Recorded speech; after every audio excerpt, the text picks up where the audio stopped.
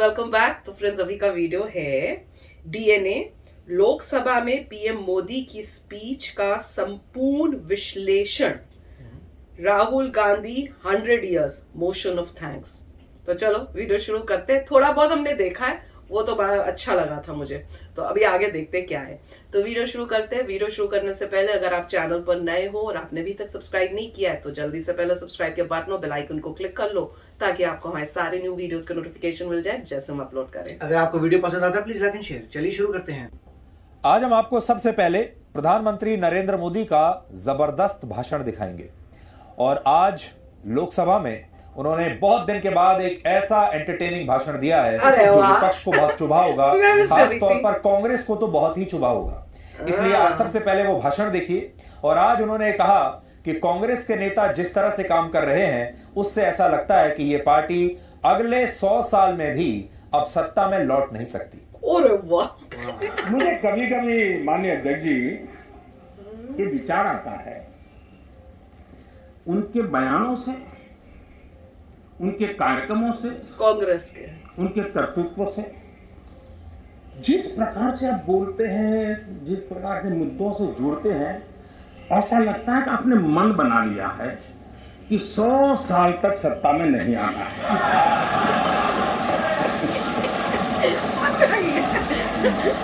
अच्छी जॉब की है। कोई ऐसा नहीं करता जी। थोड़ी सी भी आशा होती, थोड़ा सा भी लगता हाँ यार देश की जनता फिर से सुधार करेगी, तो ऐसा नहीं करते। और इसलिए खैर आपने ही तय कर लिया है 100 साल के लिए, तो फिर मैंने भी तैयारी कर ली है।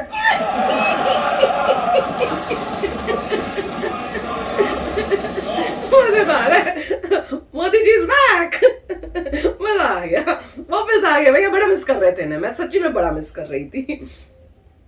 प्रधानमंत्री मोदी ने राष्ट्रपति के अभिभाषण पर पेश हुए धन्यवाद प्रस्ताव के दौरान अपने भाषण में आज ये सारी बातें कही हैं। और आज उन्होंने ये भी कहा कि कांग्रेस अब टुकड़े टुकड़े गैंग की लीडर बन चुकी है और उसने अंग्रेजों की तरह बांटो और राज करो की नीति को अपने असली चरित्र में राहुल गांधी ने जो बना लिया है, अपना असली चरित्र बना लिया है और उसे अपने डीएनए में उन्होंने शामिल कर लिया।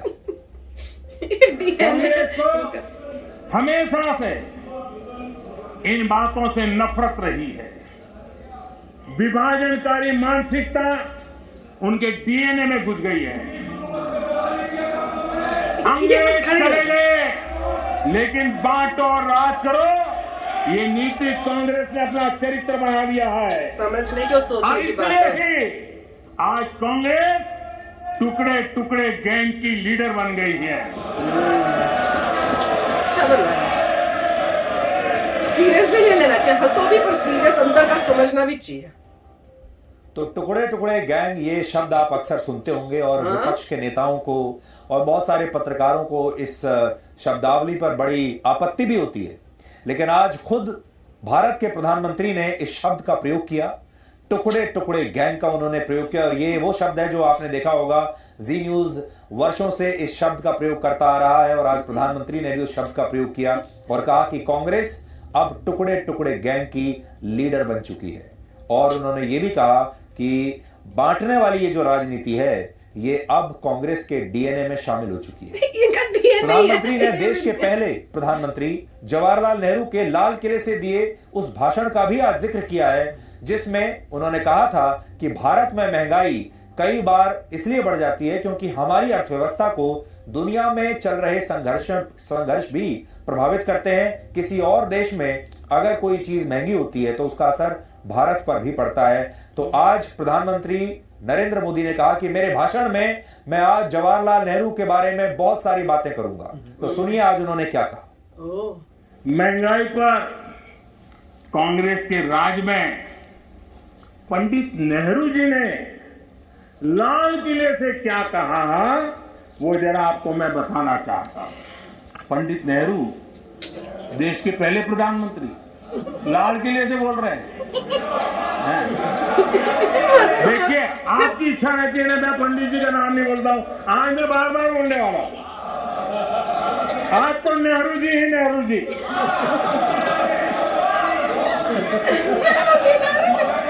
मजा लीजिए आज। मजा आ गया। Modi ji is back. मान्य देखिए, मजा आ रहा है। पंडित नेहरू जी ने लाल किले पर से कहा था, और ये उस जमाने में कहा गया था तब ग्लोबलाइजेशन इतना नहीं था, नाम मात्र का भी नहीं था। उस समय नेहरू जी लाल किले से देश को संबोधन करते हुए क्या कह रहे हैं? कभी कभी कोरिया में लड़ाई भी हमें प्रभावित करती है। इसके चलते वस्तुओं की कीमतें बढ़ जाती है। कोरिया से जब इतनी नेहरू जी, भारत के पहले प्रधानमंत्री, कभी कभी कोरिया में लड़ाई भी हमें प्रभावित करती है, इसके चलते वस्तुओं की कीमतें बढ़ जाती हैं और यह हमारे नियंत्रण से भी बाहर हो जाती है। देश के सामने देश का पहला प्रधानमंत्री हाथ ऊपर कर देता है, हाथ ऊपर कर देता है। आगे क्या कहते हैं? देखो जी, आपके काम की बात है। आगे कहते हैं, पंडित नेहरू जी आगे कहते हैं, मोदी जी बोलते जाओ। अगर अमेरिका में भी कुछ हो जाता है तो इसका असर भी वस्तुओं की कीमत पर पड़ता है। और उस टाइम, उस आज जमाने में प्रधानमंत्री मोदी फुल फॉर्म में थे। आप ऐसा समझिए कि क्रिकेट की भाषा में कहें तो आज उन्होंने 20 ओवर के मैच में डबल सेंचुरी मार दी और उन्होंने आज पहले ही कह दिया कि आज तो नेहरू ही नेहरू रहेंगे मेरे भाषण में, और ये भी कह दिया बाकी के लोगों को, वहां पर बाकी सांसदों को, कि आज आप पूरा मजा लीजिए। तो आप भी, यानी दर्शक भी, आज इस भाषण का पूरा मजा ले सकते हैं। प्रधानमंत्री मोदी ने इसके बाद कहा कि Rahul Gandhi make in India का मजाक उड़ा रहे हैं, लेकिन पूरे देश के युवा उनका मजाक उड़ा रहे हैं। मेक इन इंडिया का मजाक उड़ाया गया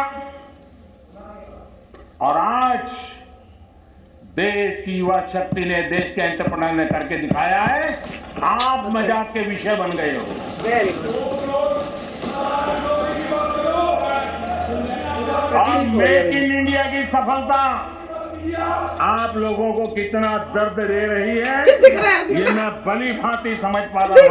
जैसे खड़े होकर बोली जा रहे हैं। माननीय अध्यक्ष जी, मेक इन इंडिया से कुछ लोगों को तकलीफ इस बात के लिए है क्योंकि मेक इन इंडिया का मतलब है कमीशन के रास्ते बंद।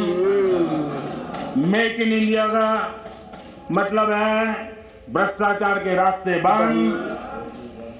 मेक इन इंडिया का मतलब है तिजोरी भरने के रास्ते बंद।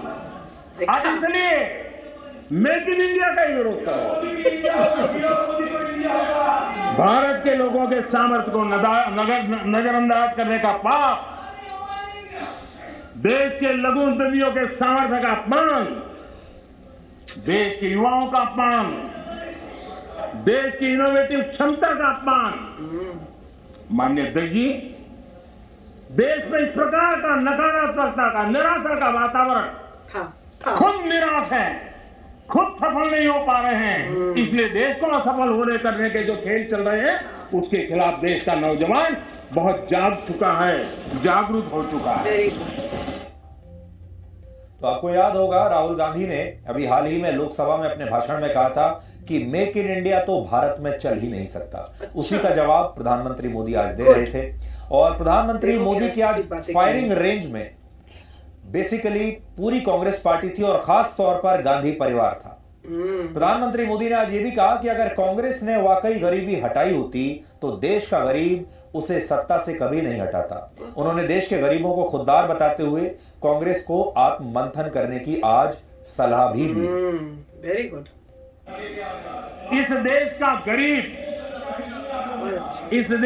गरीब इतना विश्वासघाती नहीं है कि कोई सरकार उसकी भलाई के काम करे और वो फिर उसको ही सत्ता से बाहर करे। ये देश के गरीब के स्वभाव में नहीं है। बिल्कुल ठीक है। आपकी ये दुर्दशा इसलिए आई क्योंकि आपने मान लिया था कि नारे देकर के गरीबों को अपनी चुंगाल में फंसाए रखोगे, लेकिन गरीब जाग गया, गरीब आपको जान गया। इस देश का गरीब इतना जागरूक है कि आपको 44 सीटों पर समेट दिया, 44 सीट पर आकर के रोक दिया। कांग्रेस 1971 से गरीबी हटाओ के नारे पर चुनाव जीतती रही। 40 साल बाद गरीबी तो हटी नहीं, लेकिन हट गई।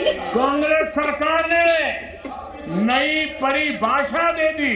मैं तो कह रही कांग्रेस हट माननीय गई। अध्यक्ष जी, देश के नौजवानों ने इन बातों को जानना बहुत जरूरी है। और अध्यक्ष जी आप देखिए कि ये डिस्टर्ब तब करते हैं कि उनको अंदाजा आता है चोट बड़ी गहरी होने वाली है। उनको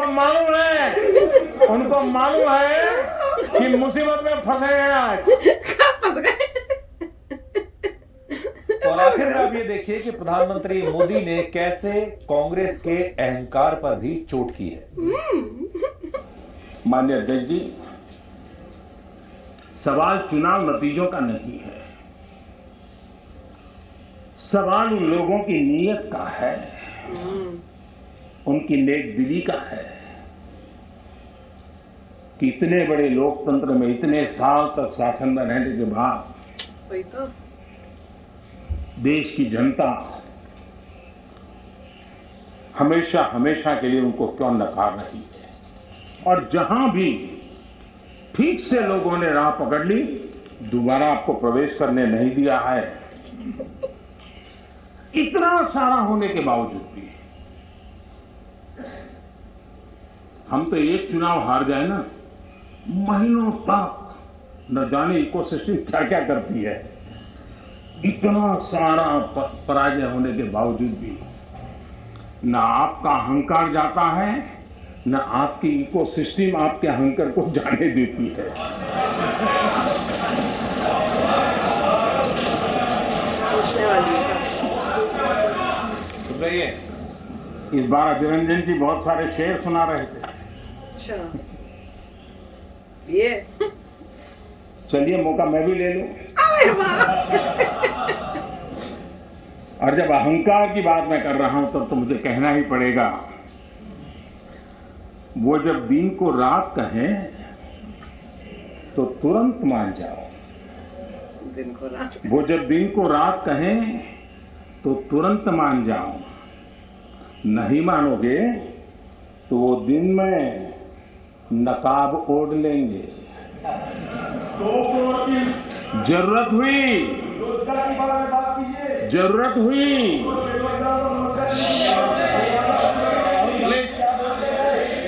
फ्लो मत खराब करो। जरूरत हुई तो हकीकत को थोड़ा बहुत मरोड़ लेंगे। वो मगरूर है, खुद की समझ पर बेइंतहा।